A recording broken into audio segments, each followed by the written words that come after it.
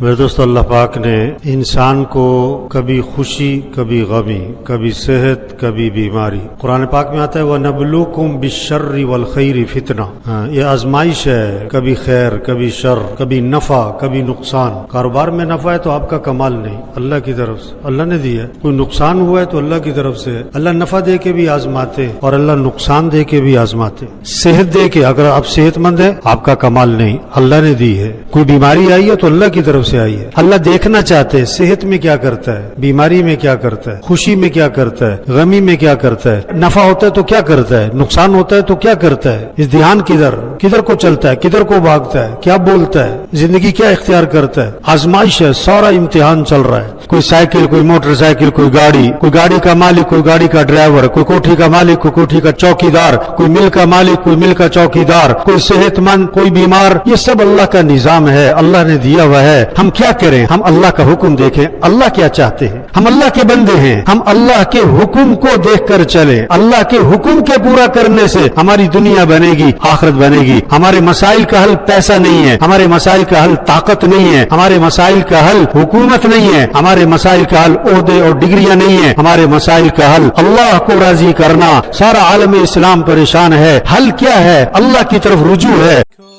social media پر سب سے قدیم اور سب سے ریلائبل برانڈ درسقرآن.com